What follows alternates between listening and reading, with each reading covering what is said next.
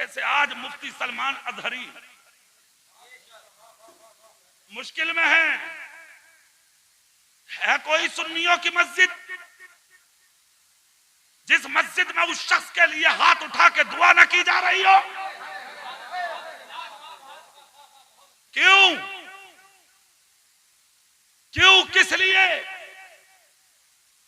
उसने हुकूमत नहीं मांगी, सल्तनत नहीं मांगी, दौलत नहीं मांगी, उसने सिर्फ एक बात कही, मैं सिर्फ नामूसे रिसालत की हिफाजत के लिए निकला हूं, तहफ्फुज़े रसूल के लिए निकला हूं, तहफ्फुज़े दीन के लिए निकला हूं। तो अल्लाह की रहमत पुकार उठी कि जब तू मेरे महबूब के नाम की हिफाजत के लिए निकला है तो मैं पूरी उम्मत को तेरी हिफाजत के लिए निकाल के बाहर कर। बेशक सुभान अल्लाह।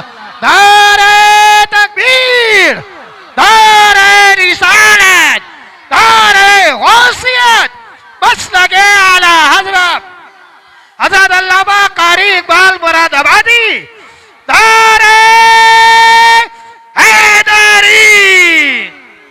याद रखना, मुश्किल वक्त किसी पर भी आ सकता है, परेशानी किसी पर भी आ सकती है, गम किसी पर भी आ सकता है, तूफान के पहाड़ किसी पर भी टूट सकते हैं, कोई पता नहीं, कोई पता नहीं। एक चीज की जरूरत है, सिर्फ एक चीज की जरूरत है।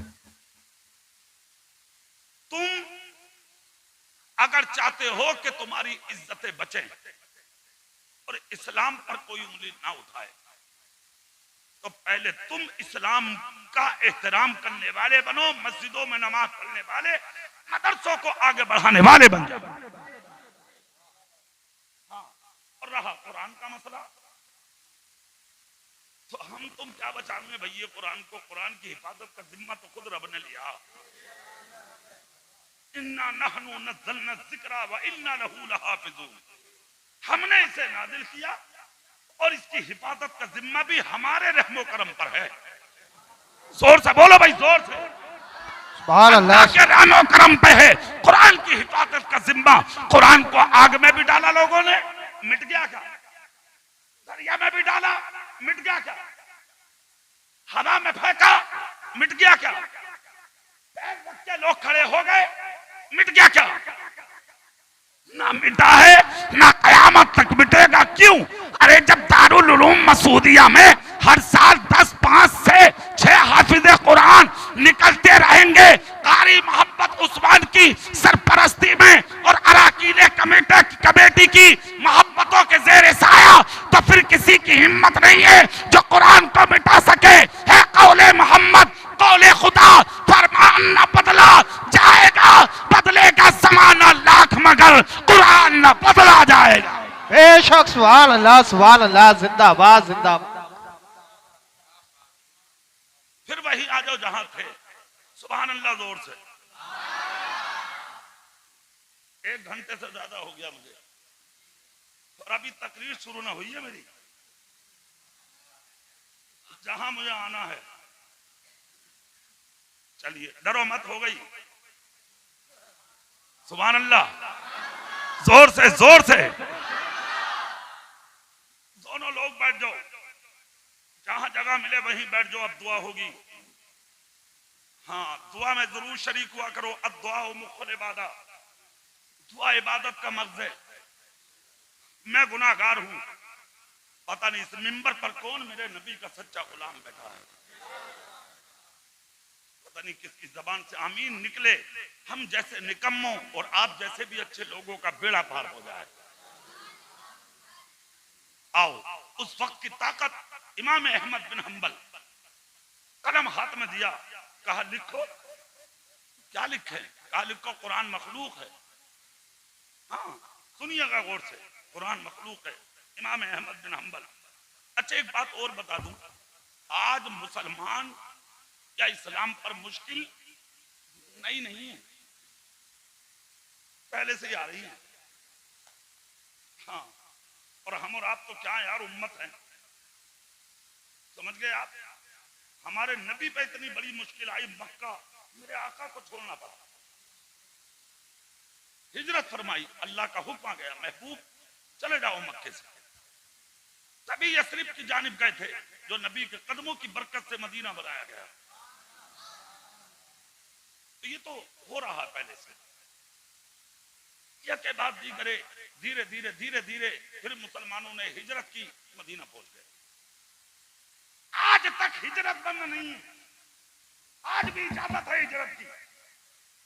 जहां ईमान पर हमला हो, तुम्हें लगता हो कि मेरी इज्जत, मेरी औलाद की इज्जत, मेरी दीन की इज्जत या मेरे ईमान की इज्जत महफूज ना रहेगी, कर जाओ हिजरत,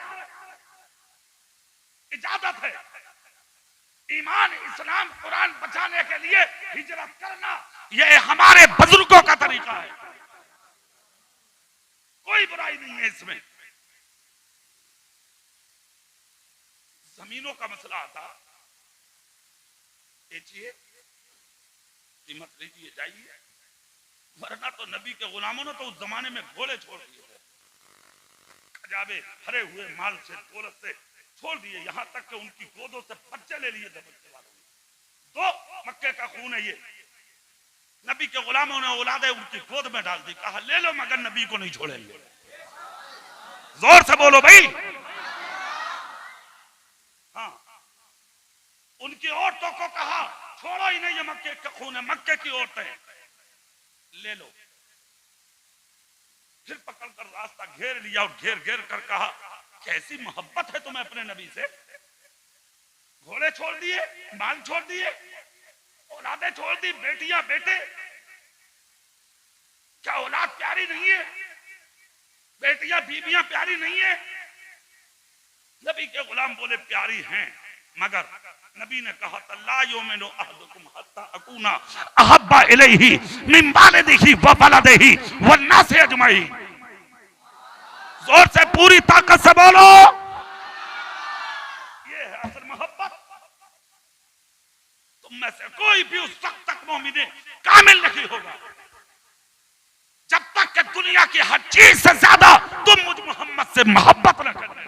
बेशक, सुभान अल्लाह। बाप से, भाई से, बहन से, बीवी से, बच्चों से हक अदा किया नबी के गुलामों ने। चले गए छोड़कर, कर गए हिजरत, मगर जानते हो मोहब्बत किस मेयार की थी? सुभान अल्लाह बोलो तो एक जुमला सुना दूं बिलारी वाला। इधर ये मक्के से निकल के मदीने की तरफ चलते थे, उधर मदीने के बाहर तुम्हारे मेरे नबी इनके इस्तकबाल को खड़े होते थे,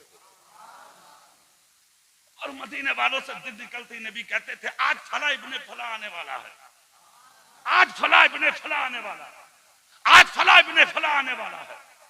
क्या मकाम होगा उन गुलामों का जिनका जिक्र आने से पहले नबी अपने सहाबा में करते थे। इज्जत दी मेरे रब ने, 1500 साल गुजर गए, आज बिलारी के मिंबर पे उनका जिक्र किया जा रहा है। मस्जिदों के मिंबरों पे जुमे के दिन उनके खुतबे पढ़े जाते। तुम्हारा ना पढ़ ले कोई,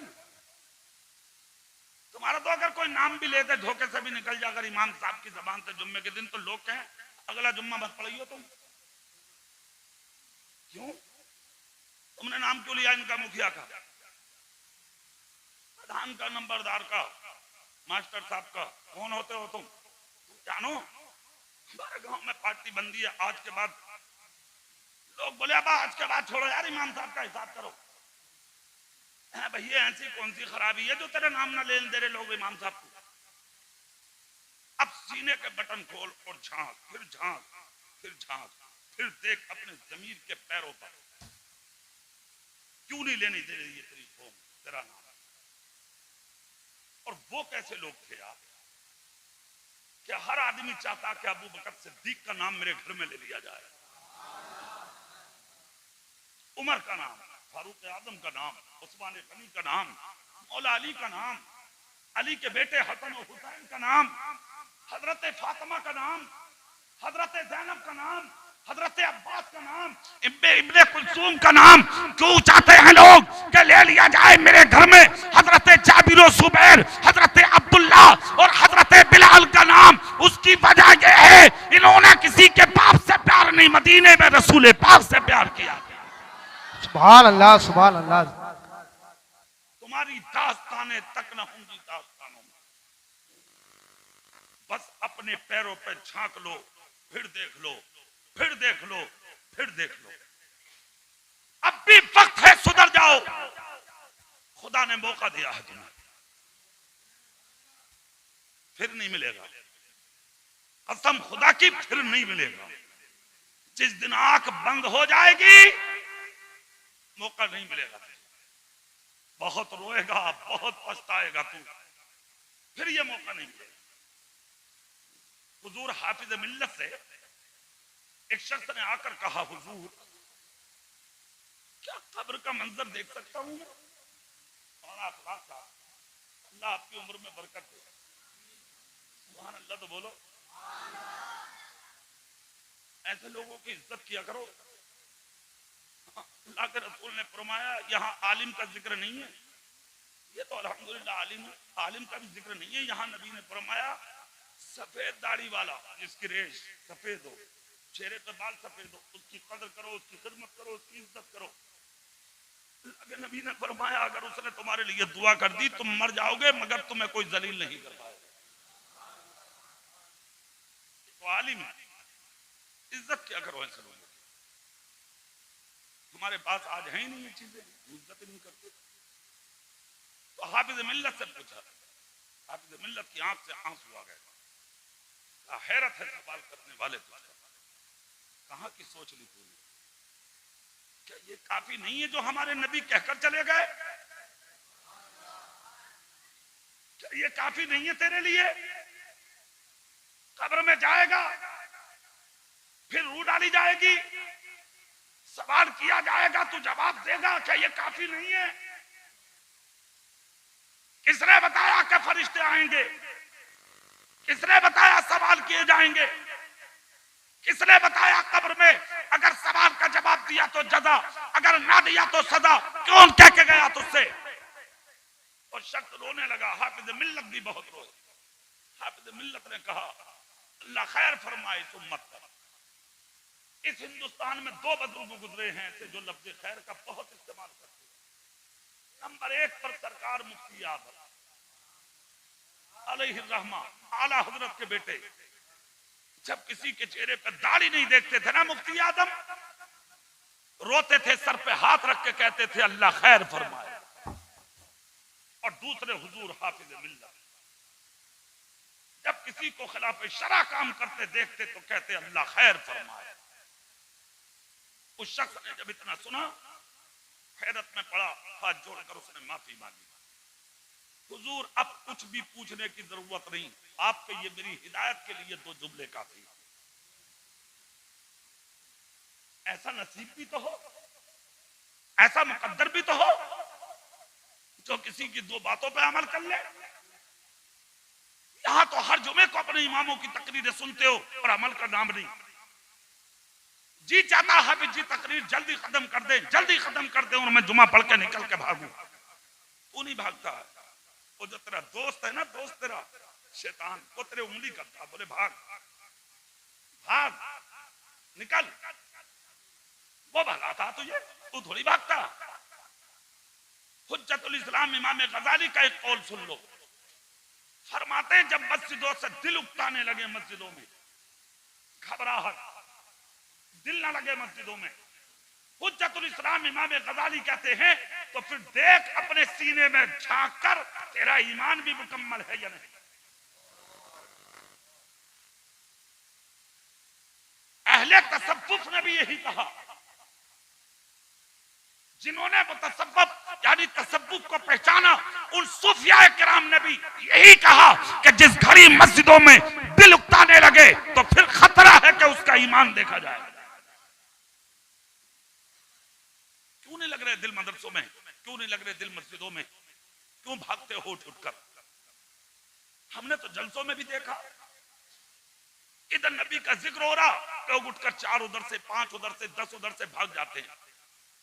मगर ये चीज डॉक्टर साहब मैं आपके मदरसे में देखता हूं, जो जहां बैठा वो वहीं बैठा ही रहता है। तकरीबन कारी साहब ने मुझे बताया, मैं 6ठी बार हूं यहाँ पे, आज 6ठी मरतबा। हर साल ये लोग गुनाहगार को याद कर लेते हैं, मेरी हाजिरी हो जाती है इस बहाने। अल्लाह कबूल कर ले।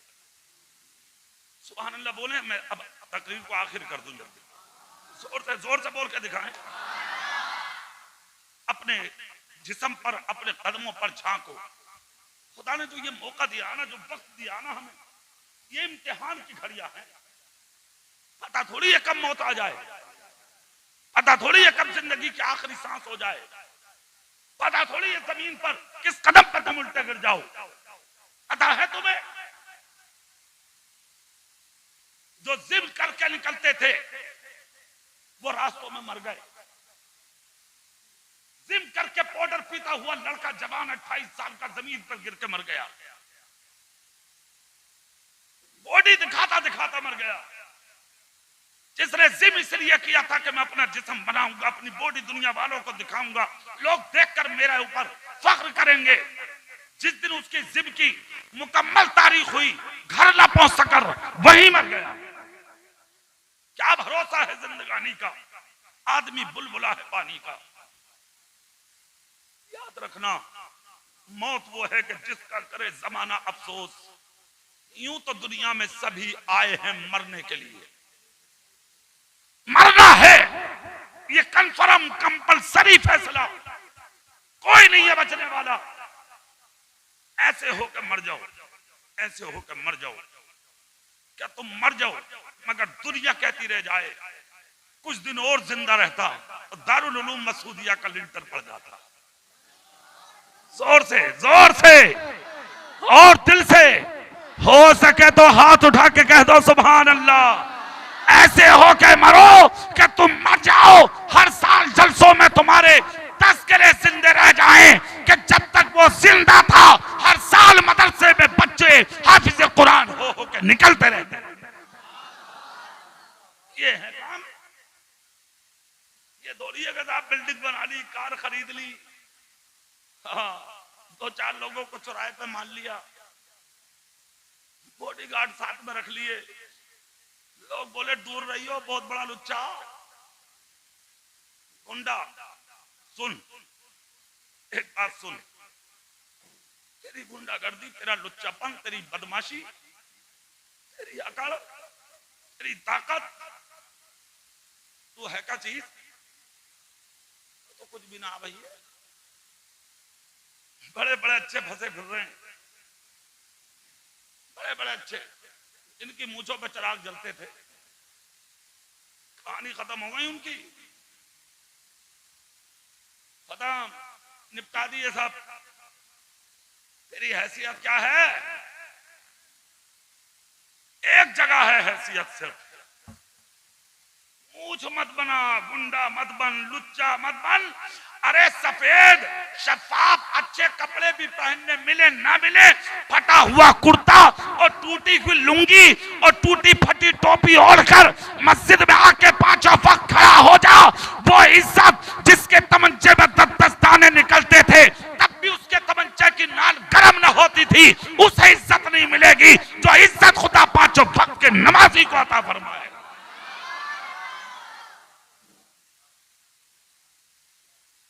आओ तो यार, बन के तो दिखाओ। नाम तो तुम्हारे भी जिंदा रह सकते हैं, कुछ करो। आप कहेंगे मौलाना बताओ नाम बाकी रहेगा कैसे? तो फिर वहीं आ जाओ जहां से बात इधर उधर को हो रही है बार बार। मौके पर आ जाओ। अब इमाम अहमद बिन हंबल, लिखो कुरान मखलूक है। इतना जब कहा तो इमाम अहमद बिन हंबल बोले जबान में ताला लगाओ। बोले क्यों? कुरान मखलूक नहीं है, कुरान अल्लाह का कलाम है। जोर से बोलो भाई। इतना जब कहा तो ताकतें सामने आ गई, हाथों में हथकड़ी डाल दी, पांव में बेड़ियां डाल दी, गले में फंदा डाल दिया, हजारों के बीच में घसीटा, घसीट कर कहा लिख कुरान मखलूक है। गौर से सुन लो जुमला। इतना जब कहा तो इमाम अहमद बिन हंबल इतनी मुश्किल के बावजूद मुस्कुरा के बोले कोई नहीं, अगर ऐसा मंजूर है तो ऐसे ही सही, मगर कुरान अल्लाह का कलाम है। फिर सुनो जुमला। तीसरी मर्तबा कहा अंजाम बुरा होगा। कहा कोई नहीं, ये भी बर्दाश्त है? मगर कुरान अल्लाह का कलाम है। 3 मरतबा कह दिया, लोगों ने उठाया, कैद में डाल दिया। न पानी, न खाना, न दाना, न ओढ़ने के लिए चादर, न बिछाने बिस्तर, न एक बूंद पीने के लिए पानी। सोचो कैसे कैद होगी। एक बात सुन लो, फिर वही खुदा के दीन के लिए जो मुश्किलें उठाते हैं ना, अल्लाह उन्हें मरने के बाद भी बाकी रखता है। सुन लो, कैद में डाल दिया, न खाने, न पीने, न बिछाने, न ओढ़ने, कुछ नहीं दिया। जब सब लोग निकल के चल दिए, बड़ी गौर से सुनने का जुमला है, हाँ, जब सब लोग निकल के चल दिए, तब इमाम अहमद बिन हंबल की आंख से आंसू निकले। सुनिएगा, आंसू निकले और आपने कहा, जाने वालों रुको। कहा क्यों? कहा सिर्फ रुककर मेरी बात सुन लो। लोगों ने पलट कर कहा, भूख लगी है? कहा नहीं। फिर क्यों रोका? कहा मुझे एक लोटा हो सके तो पानी दे। सुने सुने सुने, एक लोटा पानी, क्या करोगे? कहा मैं वुजू करके अपने रब की इबादत तो करता रहूंगा। आप कहते हो इज्जतें लुट गई, इज्जतें नहीं है हमारे पास। तुमने सोचा कब इज्जतें मिलती कैसे हैं? किस तरह से इज्जतें अल्लाह अपने बंदों को देता है, ऐसे मिलती हैं। देखो, लोग बोले प्यास लगेगी तो पी भी लोगे, प्यास बुझा लोगे। जिस्म का पानी कम हो गया ना, खुश्की आ गई ना, पिटते, पानी पूरा करोगे। इल्म की बरकतें देखे, सुभान अल्लाह, सब बोल दें, आप जोर से बोल दें। देखें इल्म की बरकत, देखें और खुदा का करम देखें आलिम पर, फजल देखें रब का आलिम पर। इमाम अहमद बिन हंबल बोले, जाओ जाओ, निकल जाओ, चले जाओ मेरे सामने से, नहीं चाहिए पानी, मत दो पानी, मत लाओ पानी। लोग रुक के बोले, अभी तो जरूरत थी, अब क्यों ना लाए? इमाम अहमद बिन हंबल बोले, खुदा का शुक्र है मैं जाहिल नहीं हूं, मैं आलिम हूं।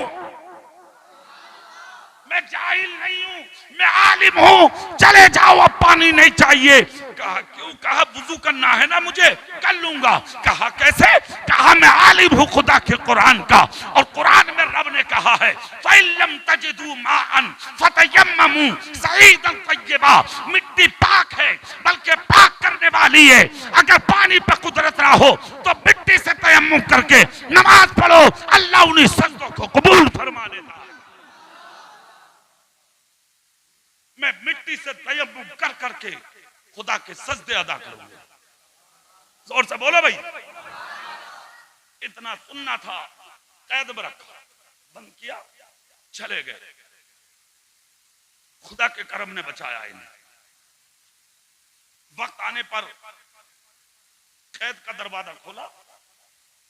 जब दरवाजा खोला, लोगों ने सोचा मर गए होंगे, भूखे थे, प्यासे थे, कुछ नहीं था, कहां होंगे। जब दरवाजा खोल कर देखा, बिलारी वालों सुन लो कैसे इज्जत देता है अल्लाह ऐसे लोगों को, मुसलमानों को, ईमान वालों को, नबी वालों को, अल्लाह वालों को। जिस कौम ने चाहा अरे मर गया होगा, जब दरवाजा खोल कर देखा तो मुसल्ले पर बैठे हुए कुरान की तिलावत कर रहे। जोर से बोलेंगे और जोर से। मुसल्ले पर बैठे कुरान की तिलावत, फौरन उठाया, घसीटा, जमीन पर चल दिए लेकर। जैसे ही लेकर निकले, घसीटते हुए फिर लोगों ने कलम दिया, कहा लिखो। लोगों ने सोचा इतने दिन कैद में रहा, डर गया होगा, अब तो बोलेगा। इमाम अहमद बिन हंबल ने कलम लिखा, कलम लिया और लेकर लिखा 3 जगह, कुरान अल्लाह का कलाम है, कुरान अल्लाह का कलाम है, कुरान अल्लाह का कलाम है। लोग बोले डरे नहीं, तो मुस्कुरा कर कहा, अरे जो अल्लाह से डरे वो किसी ताकत से नहीं डरता। कल भी इज्जत उन्हीं के पास थी, आज भी इज्जत उन्हीं के पास है। तुम भी अगर चाहते हो कि इज्जतें मिले, तो कोई रोड शो, कोई मेमोरेंडम, कोई शोर शराबा, कोई जाम, कोई हुहा, कोई हंगामा, कोई मैसेज कोई भी किसी तरीके की तहरीर जिससे हमारी कौम या हमारे मुल्क में शर फैले, हमारे मुल्क का सुकून और चैन बिगड़ने का अंदेशा हो, माहौल के खतरे का अंदेशा हो, माहौल के बिगड़ने का खतरा हो, ऐसे जुमलों, ऐसे मैसेज, ऐसी तहरीर से आपको दूर रहना है। दूसरी चीज मैं एक हिदायत के तौर पर आपसे कहता हूं, आप इन चीजों से दूर रहें। और अगर आप चाहते हैं कि हमें कामयाबी मिले, इज्जत मिले और अपने तो अपने गैर भी हमें सलाम करें, तो आप 5 वक्ता नमाज़ी बनें, इल्म हासिल करें, अपने बच्चों को इल्म हासिल कराएं, खुद भी पढ़ें, अपनी औलादों को पढ़ाएं, अपनी बेटियों को भी इल्म हासिल कराएं। मत बनाए आलिमा, नहीं बनाना चाहते तो, मगर अपनी बेटियों को इतना जरूर पढ़ा दो ताकि वो पहचान ले पाकी कैसे होगी, नापाकी दूर कैसे होगी, वुजू कैसे होगा, नमाज कैसे पढ़ी जाएगी। कुछ भी ना सही तो इतना जरूर बना दो ताकि बेटी पहचान ले मुस्तफा का दीन क्या है और फातिमा तो जहरा की जिंदगी क्या है। जरूरी है आज आप तालीम को आम करें, मदरसे के लिए कोशर हैं। मुझे बड़ी खुशी है इस मदरसे की दारुल उलूम मसूदिया की कारकर्दगी देखकर, अल्हम्दुलिल्लाह मुझे खुशी होती है। मैं अभी जब अपनी गाड़ी से उतरा हूं कार से, तो मैंने शायर अहले सुन्नत जनाबे आकिल रज़ा मुरादाबादी से मैंने काफी देर तक मैंने जिक्र किया कि मैं इस मदरसे में उस वक्त तक आ रहा हूं, उस वक्त से कि जब ये इमारत नहीं थी। क्यों डॉक्टर साहब, आज देखें अल्लाह का शुक्र है कि ये इमारत यहां से लेके वहां तक पहुंच चुकी है। एक बात याद रखना भाई बिलारी वालों, हाँ अल्हम्दुलिल्लाह, एक पान मेरे लिए भी रख लियो हजरत, सुभान अल्लाह बोलो भाई, जोर से बोलो। मुझे बड़ी खुशी है, बेपनाह खुशी है।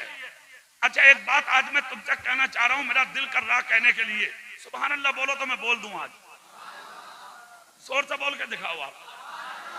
ईमानदारी से मुझे एक बात बताओ कि जिंदगी किसने दी है? जोर से बोलो सब। हाथ किसने दिए? आंख किसने दी है? कान किसने दिए? जबान किसने दी है? पैर किसने दिए? बेटे किसने दिए? बेटियां किसने दिए?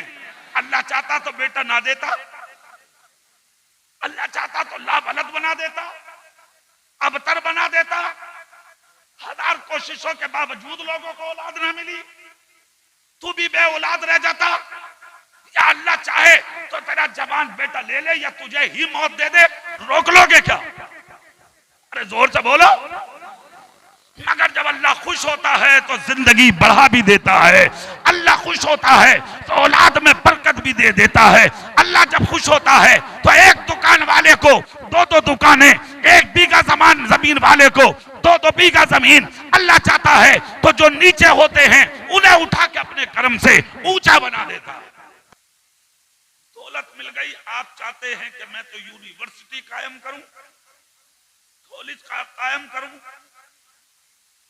बच्चों के लिए कोई कोचिंग सेंटर खोलूं, अपनी औलाद के लिए मील बनाऊं, क्रेशर बनाऊं, या कोई और बिजनेस छोड़कर जाऊं। कौन देखता है दारुल उलूम मसूदिया की जानिब? घर में बच्चे पैदा हुए तो आपकी नजर है मैं डॉक्टर बनाऊं, मास्टर बनाऊं, इंजीनियर बनाऊं, प्रोफेसर बनाऊं, आईएएस बनाऊं, आईपीएस बनाऊं, इंजीनियर बनाऊं। हम मना नहीं करते, खूब बनाइए, मगर तुम्हारी दास्तां तक भी ना होगी दास्तानों में। सब कुछ बनाओ, मगर सबसे पहले अपने बेटे को मोहम्मद मुस्तफा का गुलाम बनाओ।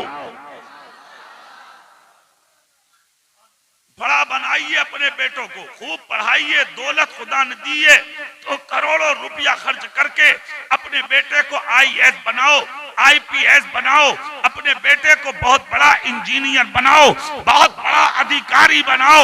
और मैं तो कहता हूं आज वक्त की जरूरत है।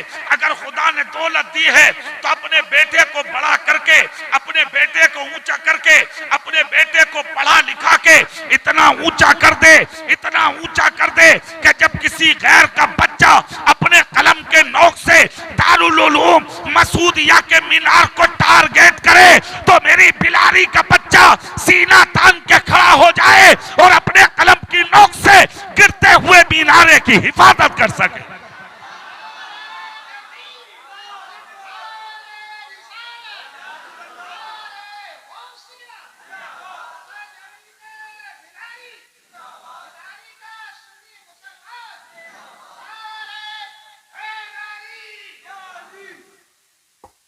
मगर सब कुछ बनने से पहले इतना तो बनो कि जब रास्तों से निकलो तो लोग देख कर कह दें कि ये कोई और नहीं नबी का गुलाम है। अरे जोर से तो बोलो। तुमने अपनी पहचाने खो दी,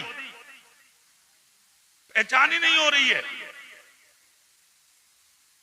आप जा रही हैं या आपा जा रही हैं,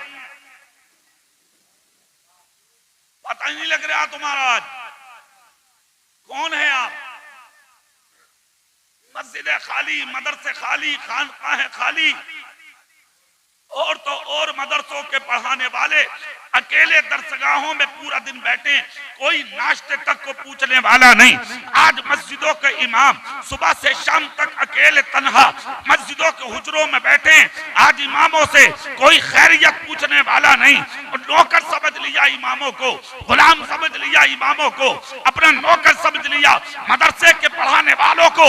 तुम जानते हो इन आलिमों का मकाम क्या है? तुम जानते हो उलमाए अहले सुन्नत का तकद्दुस क्या है? अगर तेरे पास दीन का इल्म नहीं है तो तू रात भर अपने सर को सजदे में झुका के पढ़ा रहे। और एक आलिम दीन, मुस्तफा के दीन का आलिम, सिर्फ एक हदीस पढ़ा के इशा के बाद नमाज पढ़ के बिस्तर पे सो जाए तो तेरे रात भर की नमाज उस आलिम दीन के सोने का मुकाबला नहीं कर सकती।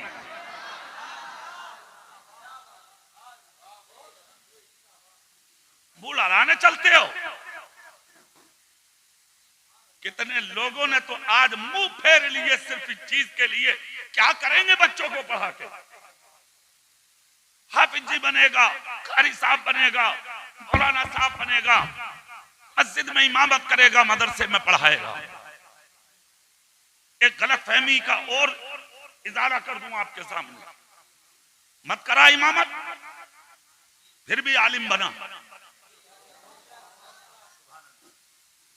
मत पढ़वा मदरसे में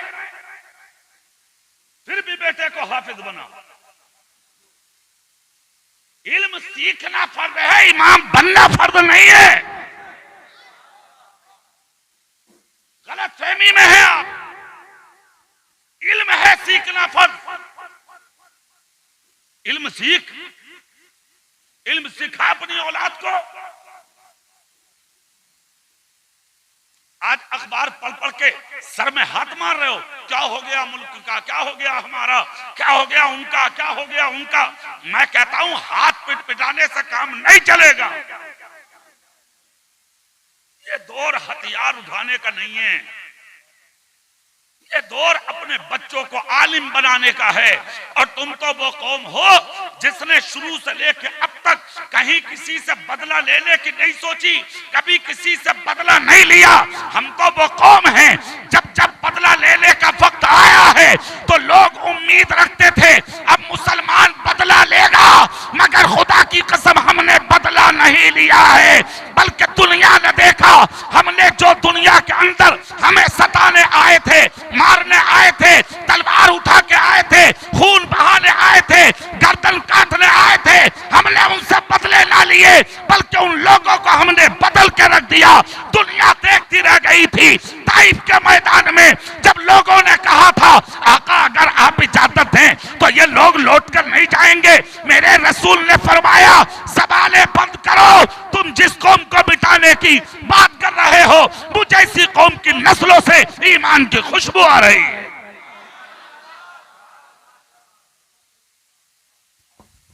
हम मुसलमान हैं। सुभान अल्लाह। जोर से बोलो भाई, और जोर से। हम अल्लाह। मुसलमान हैं। कौन है हम और आप? अरे दिल लगा के बोलो, कौन है हम और आप? सुभान अल्लाह। ये कौम किसी को सताने वाली नहीं है। कभी आप इस चक्कर में हो? हाँ, एक बात बताऊं, होश में रहने की जरूर वक्त है, जोश का वक्त नहीं है, होश का वक्त है। बहुत होश में रहो, अकलमंदी से काम करो, दानिशमंदी से काम करो। और अकलमंद वो नहीं है जो अपने रूम में बैठ के फेसबुक में बैठ बैठ के मैसेज छोड़े। अकलमंद वो है जो कुरान पढ़ पढ़ के अल्लाह की बारगाह में दुआएं करे। अकलमंद वो नहीं है जो आवाजें ऊंची करे, भड़काए, लोगों को कुछ बताए। नहीं, ये कौम लड़ाने के लिए थोड़ी आई है, लड़ने वालों को बीच में से हटाने के लिए आई है। हम और आप किस नबी के गुलाम जानते हो? दहशत गर्दी थी मक्के में, पिटने वालों को बचाने वाला नजर नहीं आ रहा था मक्के में। रो रही थी कौम, आंसू पूछने वाला नजर नहीं आ रहा था मक्के में। यहां तक कि बाप बेटे के सीने पे ठोकर मारता और बेटा बाप के सीने पे ठोकर मारता। माँ अगर बाप मर जाता तो उसी माँ को बेटा अपने घर से निकाल देता। औरतों को जलील समझा जाता, जानवरों से बदतर समझा जाता था। मगर कैसा अनोखा वक्त आया जब दुनिया में तुम्हारे मेरे रसूल आ गए।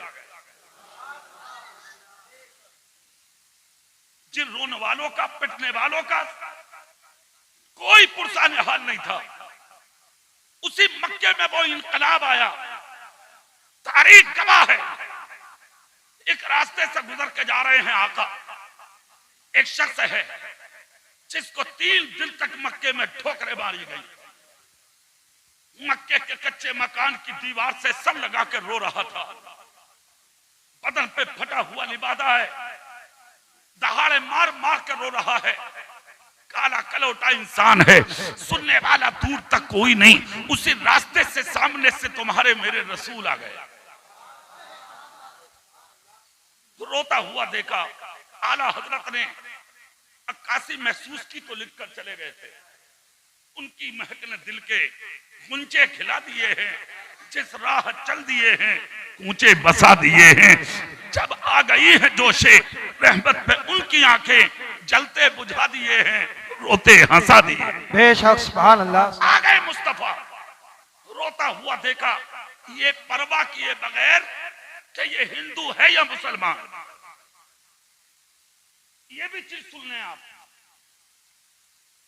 मजहब को एक तरफ रख के मखलूक से मोहब्बत करिए। अल्लाह के रसूल फरमाते हैं तुम जमीन पर रहने वाली मखलूक से प्यार करो, अल्लाह तुम पर रहम फरमाएगा। मखलूक पर तुम रहम करो, अल्लाह तुम पर रहम फरमाएगा। हम उस मजहब के पुजारी हैं जिसमें इंसान तो इंसान, किसी जानवर को भी तकलीफ देने की इजाजत नहीं है। कोई दरख्त अगर किसी रास्ते के किनारे खड़ा हो, जिसकी हरी टहनियों के नीचे बैठने वाले लोग यानी चलने वाले लोग उसकी टहनियों के नीचे उस दरख्त के साए से अपने आप को ढांपते हो, मुस्तफा कहते हैं उन दरख्तों की टहनियों को काटने की इजाजत नहीं। अगरचे जिसका दरख्त है उसको दौलत की जरूरत है, वो करीब है कि अपना दरख्त काट कर अपना पेट भरेगा। मुस्तफा कहते हैं कि अगर उसके चाहने वाले, उसके मानने यानी इलाके गांव वाले, बस्ती वाले, उसके पड़ोसी, उसके साथ वाले अगर दौलतमंद हो तो उसको समझाएं, उस दरख्त का कीमत उसको दें, मगर रास्तों से उन दरख्तों को ना काटे जिन दरख्तों के साए में लोग बैठते हो। मुझे बताओ जिन दरख्तों की टहनियों से फायदा है, जब उन्हें काटने की इजाजत नहीं तो फिर इस्लाम किसी का खून बहाने की इजाजत कहां से देगा? इस्लाम है क्या, उसको जरा समझिए आप। अल्लाह के रसूल निकल के जाले, देखा रो रहा है शख्स, मेरे रसूल ने जाकर उस रोते हुए शख्स को ये परवाह किए बगैर कि ये हिंदू है या मुसलमान, गए और जाकर कांधे पर हाथ रखा और रखकर फरमाया, क्यों रो रहे हैं? उस शख्स ने आंसू साफ किए और साफ करके कहा, आप कौन है? मेरे रसूल ने फरमाया, ये मत पूछो मैं कौन, तुम बताओ तुम कौन? उसने कहा, मैं मजलूम हूं, 3 दिन से मक्के की दीवारों से लग लग कर रो रहा हूं। क्यों? कहा, मुझे मार रहे हैं मक्के वाले। मेरे रसूल ने पूछा, वजह? कहा, मक्के में एक बहुत बड़ा आदमी है, अबल हकम। कौन? अबू जहल। उस पर मेरा कुछ हक है, मैं मांगना चाहता हूं, वो मेरे सीने पर ठोकर मारता। यकीन आए तो सुनिए, मेरे छोटे छोटे बच्चे घर में बीमार हैं भूख की वजह से, मेरी औरत बीमार है भूख की वजह से, मेरे जिस्म पे कपड़ा फटा हुआ है, कुछ कपड़ा नहीं है मेरे पास, कोई खाने का सामान नहीं है मेरे पास।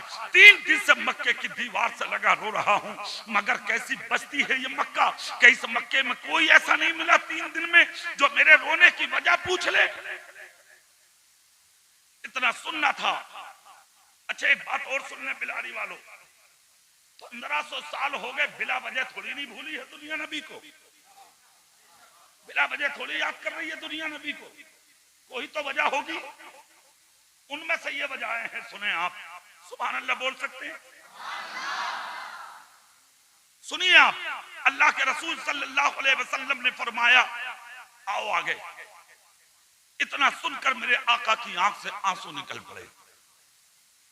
आंसू साफ करके नबी फरमाते, कौन है वो मारने वाला? कहा, अबल हकम।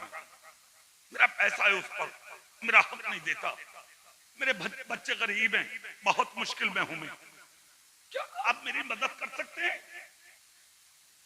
किस पैगंबर के गुलाम हैं आप? सुने। इतना सुनना था, नबी ने हाथ पकड़ लिया, हाथ पकड़ लिया नबी ने, हाथ पकड़ कर कहा, चलो मेरे साथ चलो। कहा, कहां? कहा, उसी की चौखट पर, जिसका हक कोई नहीं देता उसका हक हम दिलाते। कौन है अबू जहल? नबी का दुश्मन, जिसकी तलवार नबी का कत्ल करने के लिए मियान से बाहर रहती थी, हर वक्त तलाश करता था, इनाम बोल दिया था, जो मोहम्मद को मक्के में तलाश करेगा मैं उसे इनाम दूंगा। आज वो मेरा नबी खुद गरीब का हाथ पकड़ के, उस फटे हुए लिबादे में लिपटे हुए काले कलौटे आदमी का हाथ पकड़ के अबू जहल की चौखट पर गए, जाके दरवाजे पे दस्तक दी। अंदर से आवाज आई, कौन? परवाह किए बगैर इधर से सदा जाती है, मोहम्मद इब्ने अब्दुल्ला। जोर से, जोर से। इतना सुनना था। अबू जहल लेटा था, उठकर बैठा। कहा, बहन से देख कौन है? कहा, तुझे आवाज नहीं आई, कौन है? बता दिया उन्होंने, मोहम्मद इब्ने अब्दुल्ला। अबू जहल बोला, ऐसा हो ही नहीं सकता कि वो मेरी चौखट पे आ जाए। क्यों? कहा, मेरे तो लोग उसको तलाश करते, मुंह उनके सामने नहीं आता, मेरी चौखट पर आएगा वो? किस तरह फैला है इस्लाम और कैसे इज्जत मिली है नबी को और नबी के दीन को। सुनो, सुनिए। बहन बोली, जाकर देख तो ले। कहा, तू देख। बहन ने अंदर से दरवाजे से झांका, झांक कर बाहर आई। कहा, भाई एक खबर दूं? बोले, क्या? बोले, मैं तो नहीं जानती कि कौन है, इतना जरूर जानती हूं कि ऐसा हसीन जिंदगी में पहली बार देखा। सब चमक वाले उजलों में चमका किए, अंधे शीशों में चमका हमारा। इतना सुनना था। कहा, अच्छा सच है? बोले, हाँ। आ गया बाहर, दरवाजा खोला। जैसे ही दरवाजा खोला तो कोई और नहीं, तुम्हारा मेरा नबी है। आप मेरी चौखट पर? नबी फरमाते, हाँ। इसलिए? कहा, इसको पहचानते हो? हाँ। कहा, इसी के लिए आए। मैंने सुना 3 दिन से ठोकर मारते हो इसे, तड़पाते हो इसे, जलील करते हो इसे। इसका बच्चा मर गया तो जिम्मेदार कौन होगा? इसकी गरीब औरत भूखी मर गई तो जिम्मेदार कौन होगा? ये गरीब रोता रोता तड़पता तड़पता अगर मक्के की गलियों में मर गया तो इसका जिम्मेदार कौन होगा? क्या तुम इससे नहीं डरते? इतना सुनना था। अबू जहल कोई जवाब ना दे पाया, अंदर गया, जितना उसका पैसा था उससे भी ज्यादा अपने दामन में लिया। नबी के पास आया, कहा लो। नबी ने कहा जिसका है उसे दो। इसने गरीब के दामन में डाला, गरीब ने दामन संवारा, नबी ने हाथ पकड़ा, चल दिए। बहन टिकटिकी बांध कर देखती रही। अबू जहल बोला, क्या देखती हो? छटक कर कहा, बोलने ना दिया, देखने तो दे। कहा क्यों? कहा इंसान बहुत देखे, न इससे ज्यादा हसीन देखा है, न इससे ज्यादा अमानतदार और दयानतदार और ईमानदार देखा। हाथ रख दिया मुंह पर बहन के, खामोश हो जा। बहन झुंझला के बोली, मुझे खामोश कर सकता है, सच्चाई को नहीं। खुशबू है ये, और खुशबू का छुपाया नहीं जाता। खुशबू छुपने की चीज नहीं होती, कैसे छुपा सकता है? क्या मैं तुझसे सवाल ना करूं? कहा क्या? कहा 3 दिन से ठोकर मार रहा था इसे, आज तूने इसका पैसा इसके हवाले कर दिया और हिसाब तक नहीं पूछा, और जितना था उससे भी ज्यादा दे दिया। अरे अगर देना ही था भाई तो जितना था इतना ही दे देता, ज्यादा क्यों दिया? और रोज मारता था, आज क्यों दिया? इतना सुनना था। अबू जहल बोला, चल कोई और नहीं है, तू ही है ना?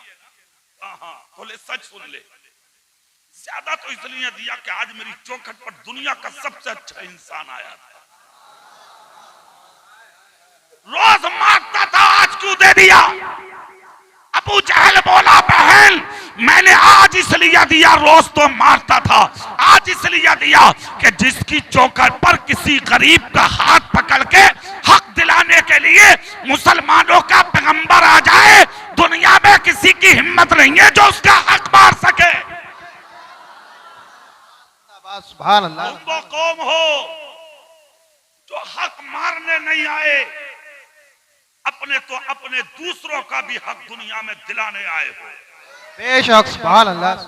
तुम्हारे आने से पहले जुल्म था दुनिया में, ज्यादती थी दुनिया में, कुफ्र और शिर्क का अंधेरा था दुनिया में, बददयानती थी दुनिया में, गलत फहमियां थी दुनिया में, इंसाफ करने वाले नहीं थे दुनिया में। ये तो करम हुआ, मक्के की धरती पर अब्दुल मुत्तलिब का पोता बना के, अब्दुल्ला का बेटा बना के, आमिना का लख्ते जिगर बना के, कायनात का सहारा बना के अल्लाह ने अपने प्यारे हबीब को भेजा।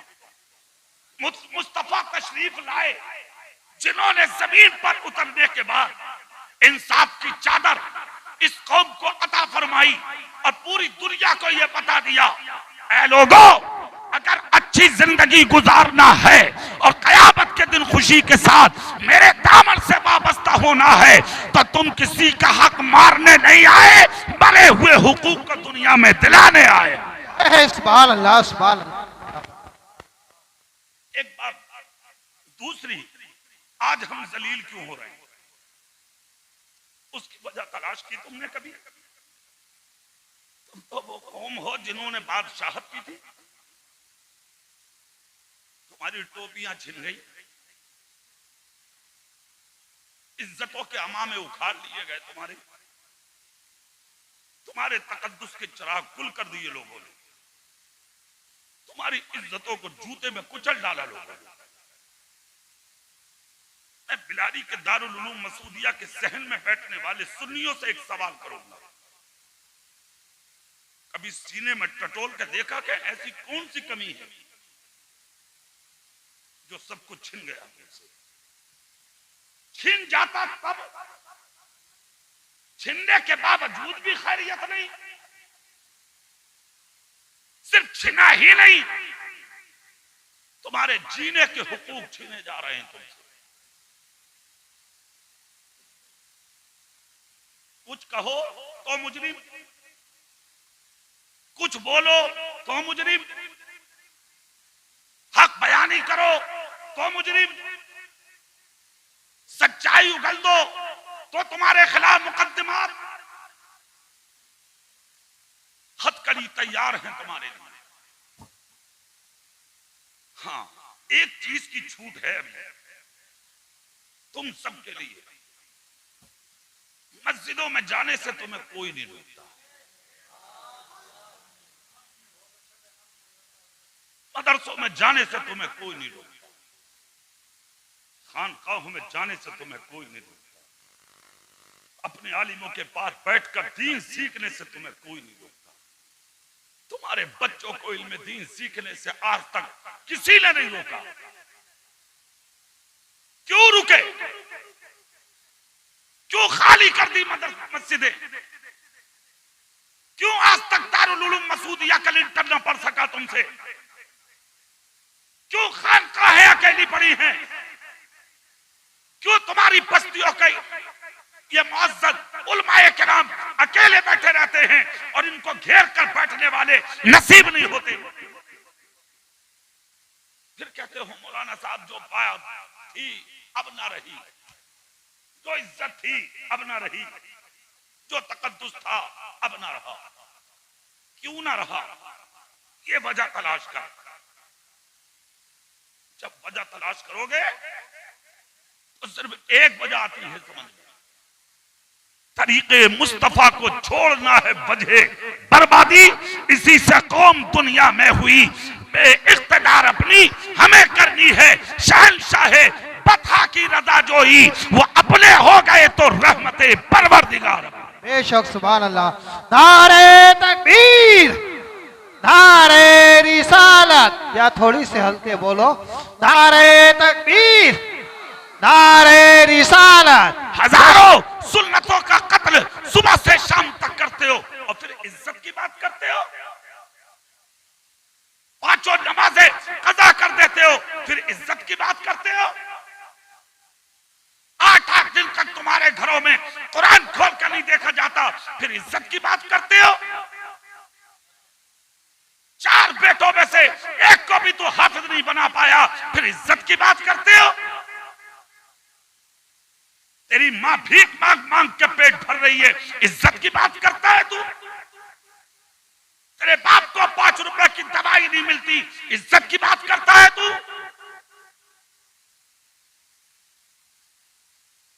एक जुमला बोल रहा हूं मैं, नाक में डालने के लिए ऑक्सीजन दे रहा है खुदा, ये बड़ी बात है।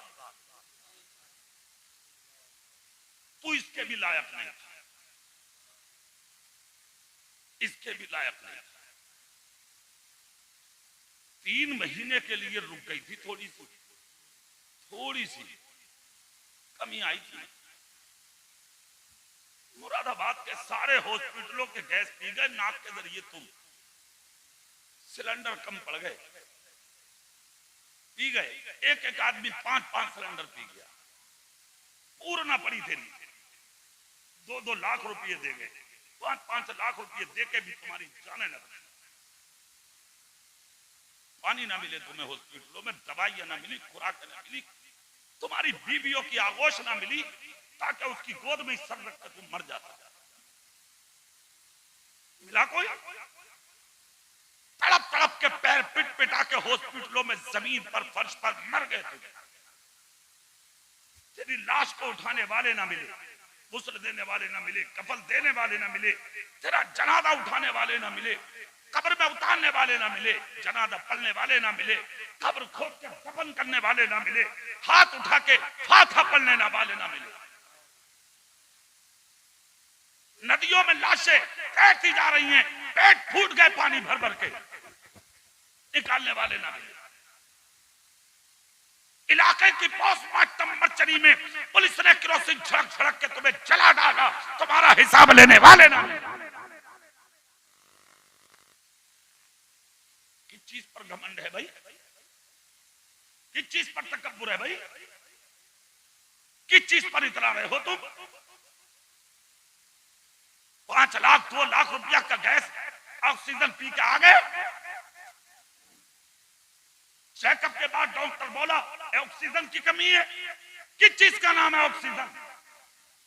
ये उलमा बैठे हैं, पूछो इनसे। ये डॉक्टरों की जमात भी है, पढ़े लिखे लोग हमारे डॉक्टर नफीस साहब भी हैं, पूछो ये बताएंगे ऑक्सीजन किसे कहते। पहाड़ों के पत्थरों से छनकर जो हवा आती है उसे ऑक्सीजन कहा जाता है। एक दिन नहीं, 1 घंटे के लिए कम हुई थी, लाख रुपया दे आया ब्राइट स्टार में, अपेक्स में, साई में, कोसमोस में। घर लुट गया, जमीनें बिक गई। बिलारी के सुन्नियों, एक बात बताओ, एक दिन के लिए ऑक्सीजन कम हुई, 5 लाख रुपया खुशी के साथ अस्पताल में दे के आ गए। 20 साल तक, 25 साल तक, 30 साल तक, 40 साल तक, 50 साल तक, यहां तक के 80 साल तक तेरा रब बगैर पैसे के तुझे ऑक्सीजन देता रहा। तेरा रब बगैर कीमत के तुझे ऑक्सीजन देता रहा।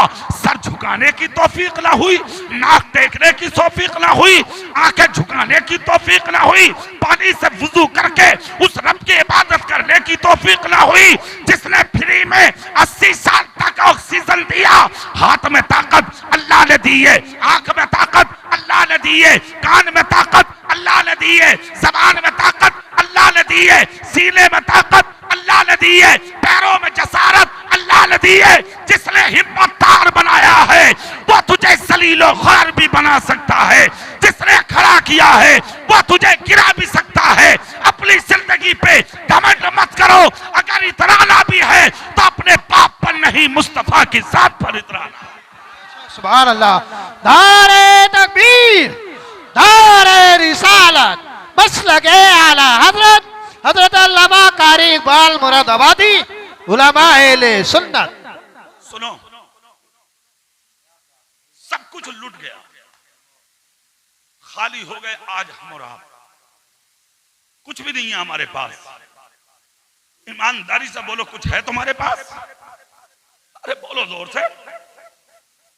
अच्छा एक बात बताओ, जो कौम अपना एहसास बाहर ना ला सके, ये भी कोई जिंदगी है यार? कोई जिंदगी है ये? जहां जीने के अधिकार छीने जाएं, कोई जिंदगी है ये? क्यों हुआ तुम्हारे साथ ऐसा? उस लफ्ज़ क्यों की वजह तलाश करो।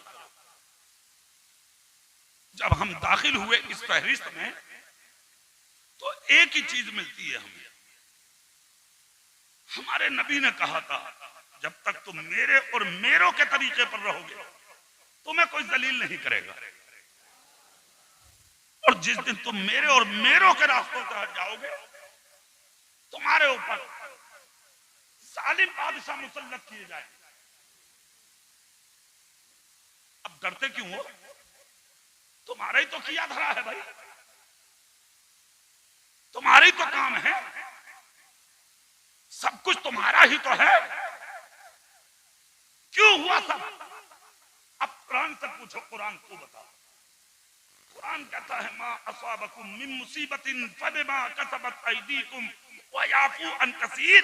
तुम पर जो ये मुसीबतें आती हैं ये सब तुम्हारे हाथों की कमाई है, तुम्हारे हाथों के करतूत हैं।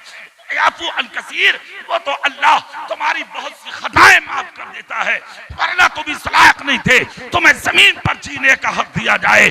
अगर जमीन पर जीते भी हो तो ये किसी की वजह है।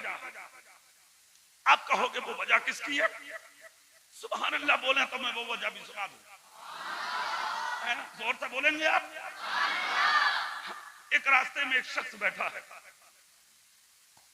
गर्दो गुबार में अटा हुआ चेहरा, मुंह से राल टपकती है, थूल टपकता है जमीन पर।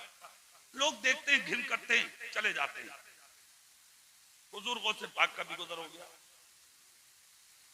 हाँ?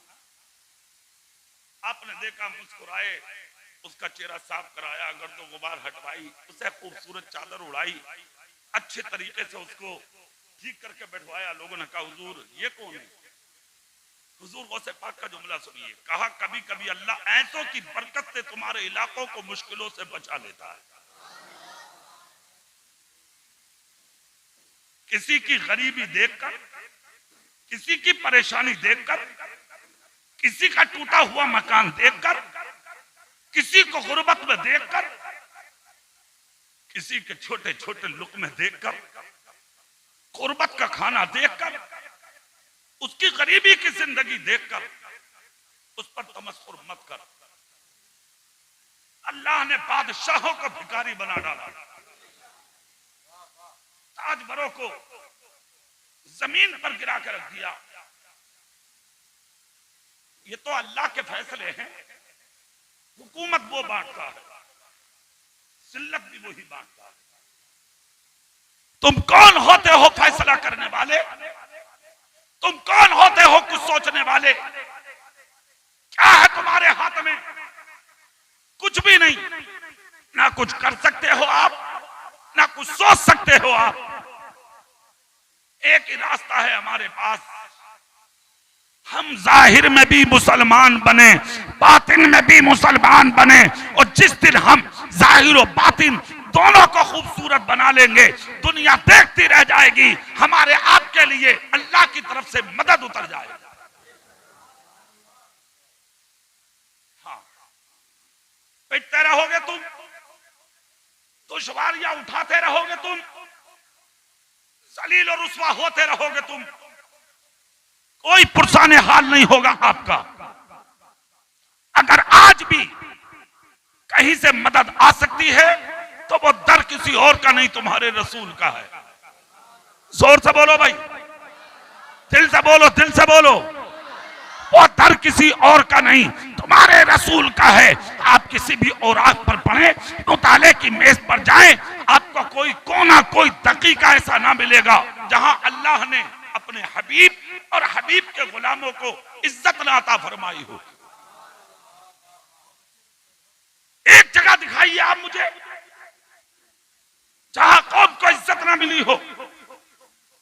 एक जगह दिखाइए मुझे जहां मुसलमानों को अल्लाह ने कामयाबी ना दी हो। कहीं नहीं मिलेगा आपको ऐसा। हर जगह अल्लाह ने अपने हबीब और अपने हबीब के गुलामों को इज्जत अता फरमाई। अच्छा, एक चीज और सुने, इज्जत अल्लाह के लिए है। जोर से बोलिए, जोर से बोलिए। और उसके रसूल के लिए, और रसूल पाक के गुलाम मोमिनीन के लिए। इज्जत अल्लाह के लिए, रसूल के लिए, रसूल के गुलामों के लिए। मैं तो कहता हूं दुनिया वालों से लड़ने की जरूरत है ही नहीं। कुछ मत कहो दुनिया वालों से, कुछ मत बोलो, इसलिए कि जिनकी आंखों से जुल्म की पट्टी बंधी हो, फिर वो क्यों किसी की कोई भी सुनेगा? कोई भी हो जुल्म करने वाला, समझ के फिर वो सुनेगा क्यों? मैं तो कहता हूं किसी की हिम्मत नहीं है जो मेरे रसूल की इज्जत को घटा दे, इसलिए कि मेरे नबी को इज्जत किसी के बाप के दर से नहीं, खुदाए पाक की बारगाह से मिली। वरना जहां जहां कितनी जगह आप देख लें, कहीं मेरे रसूल की तस्वीर बना करके उछाली गई, कहां मेरे रसूल के नाम को कितनी जगह बिगाड़ा गया, कितनी जगह मेरे आका को गालियां दी गई, कितनी जगह मेरे रसूल के सर पर नाज़िल हुए कुरान को टारगेट किया गया, कितनी जगह कुरान को दरियाओं के हवाले कर दिया गया, कितनी जगह कुरान को जला भी दिया गया। आपसे एक बात पूछ लूं मैं, क्या जलाने वाले सुकून से हैं?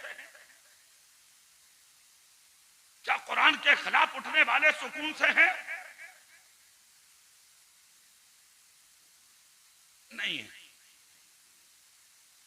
जिन्होंने कुरान के खिलाफ आवाजें बुलंद की थी, बीवियां निकल गई हाथ से, बेटे निकल गए हाथ से, बेटियां निकल गई हाथ से, खानदान निकल गया हाथ से।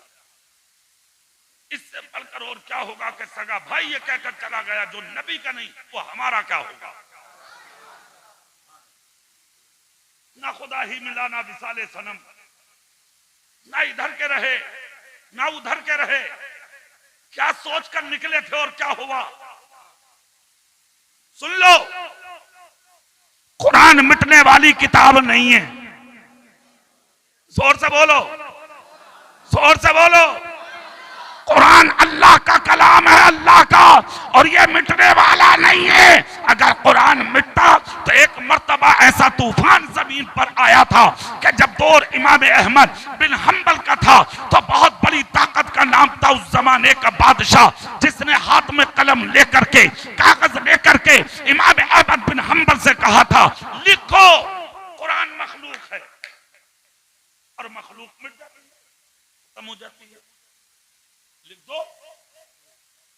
मगर एक बात सुनना, जो अल्लाह वाले होते हैं वो किसी ताकत से डरते नहीं। हाँ, इसीलिए तो इल्म जरूरी है, इल्म झुकता नहीं है। जोर से बोलो, इल्म झुकता नहीं है, जोर से बोलो, इल्म, इल्म। हाँ, एक चीज है, इल्म में अल्लाह ने नरमी रखी है। क्या रखी है? जो नबी के दीन का आलिम होगा वो बाअखलाक होगा, उसका अखलाक अच्छा होगा, उसका किरदार अच्छा होगा, उसका कैरेक्टर अच्छा होगा, उसकी सीरत लाजवाब होगी। उसके चलने से, उसके फिरने से, उसके उठने से, उसके बैठने से, उसके खाने से, उसके पीने से, उसकी आदत से, उसके अतवार से, उसकी गुफ्तार से ये लगेगा कि ये मुस्तफा के दीन का आलिम है। इसीलिए आलिम बना जाता है। मेरे नबी ने फरमाया था, मेरे बाद मेरे दीन का वजन मेरे आलिमों के कांधे पर रहेगा। इसीलिए तो कहा जाता है आलिम को झुक कर रहना चाहिए, ताकि दुनिया समझ ले कि 1500 साल के बाद जब मुस्तफा के दीन के आलिम की शान का यह आलम है तो खुद मुस्तफा जाने रहमत की इज्जत का हाल क्या होगा। इसलिए आलिम को बाखलाक होना चाहिए। हाफिज जी हो या कारी साहब, मेरे सीने के अंदर अगर घमंड आ गया तो फिर मेरा इल्म बेकार।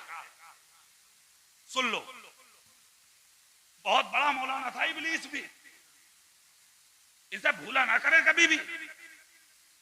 बहुत बड़ा, छोटा मोटा नहीं था वो। मुअल्लिमुल मलाकूत, मुअल्लिम पढ़ाने वाले ही को कहते हैं, पढ़ाता था फरिश्तों को। बड़ी इज्जत थी इसकी जन्नत में, फरिश्ते झूला झुलाते थे। कितनी बड़ी इज्जत होगी। पढ़ाता था, उस्ताद था। इतना बड़ा मौलाना जो पढ़ाता हो, जाहिर है शागिर्द हैं सब उसके। तो उस वक्त थे फरिश्ते ये सब, मगर घमंड ही तो हुआ था इसे, गुरूर, तकब्बुर, अना आई थी। सिर्फ ये सोच बैठा उस्ताद हूं मैं फरिश्तों का, इतना बड़ा मौलाना हूं, कोई मामूली थोड़ी हूं, मैं क्यों करूं सजदा। बस ये सोच लिया था इसने। इसलिए तो हम कहते हैं मौलाना का मतलब है झुक, किरदार अच्छा, कैरेक्टर अच्छा, सीरत अच्छी, लबों पे हमेशा तबस्सुम हो, चेहरे पे झुर्रियां ना हो मौलवी के। सुन लो, साफ बात है, बिल्कुल नहीं। हाँ, एक चीज है, इज्जत रसूल की बात आ जाए तो फिर जबान भी कलम भी यही बोले जो बरेली के आला हजरत ने बोला कि दुश्मने अहमद पे शिद्दत कीजिए, मुल्हिदों की क्या मुरफ़्फ़त कीजिए, शिर्क ठहरे जिसमें ताज़ीम नबी, उस बुरे मजहब पर लानत कीजिए।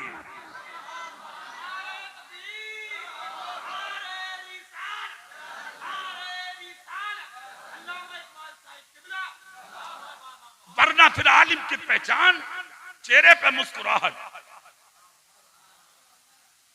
ताकि लोग किताब बाद में खोलें क्या लिखा है किताबों में।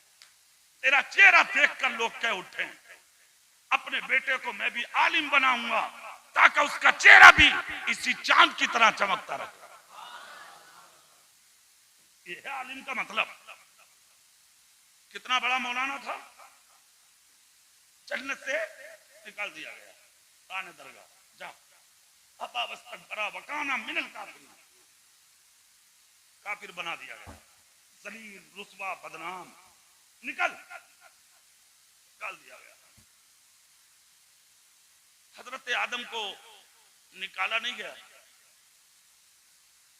जन्नत से उन्हें भेजा गया। ये भी बात सुन लें, जिन्हें निकाला जाता है उन्हें बुलाया नहीं जाता, और जिन्हें भेजा जाता है जब चाहे बुलाया जाता है। इसलिए बुला लिए गए। तकब्बुर ने अरोड़ कर रख दिया, अना ने तोड़ कर रख दिया, घमंड ने झुका कर रख दिया। चेहरा मेरी तरफ करके गौर से सुनिएगा, इल्म आदमी को ऊंचा बना देता है, मगर एक बात याद रखना, इल्म रखकर भी जिसके अंदर अखलाक हो फिर उसका जवाब नहीं।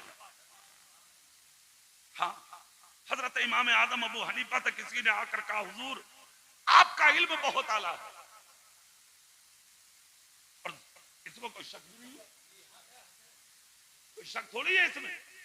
हाँ, हुजूर मुजद्दिद अल-फसानी ने खुद लिखा है इस चीज को, बहुत आला इल्म इमाम आदम अबू हनीफा का, माने रखता है इल्म, खुतबे पढ़े जाए इमाम आदम के इल्म के, मगर एक शख्स ने आकर कहा, हुजूर आपके इल्म का जवाब है। इमाम आदम क्या जवाब देते हैं? मुस्कुरा के फरमाया, क्या साबित करना चाहते हैं? हुजूर बस मैंने जो आजमाया बोल दिया। इमाम आदम बोले, अभी लफ्ज़े अलिफ की हकीकत को नहीं पहुंचा हूं मैं। हाफिज जी सोच लो अच्छे से। हाँ, जिन गांव में अपने सर पर दारुल उलूम मसूदिया से अमामा रखवा के जिन बस्तियों में जाओ, उन बस्तियों की मस्जिदों को जाके आबाद कर दो, ताकि देखने वाले ये कहने पर मजबूर हो जाएं कि जिस दिन बच्चा होश पकड़ेगा हाफिज बनाऊंगा, अगर कुछ बने ना बने मगर मेरी मस्जिद का नमाजी तो बन ही जाएगा। ये शख्स सुभान अल्लाह बहुत। हाँ, इतना जरूर करो, और कोशिश ये मत करो कि लोग मेरे आगे झुके ना, कहने की जरूरत थोड़ी पड़ी। हाँ, ईमान को इतना मजबूत कर ले, इतना मजबूत कर ले, इतना मजबूत कर ले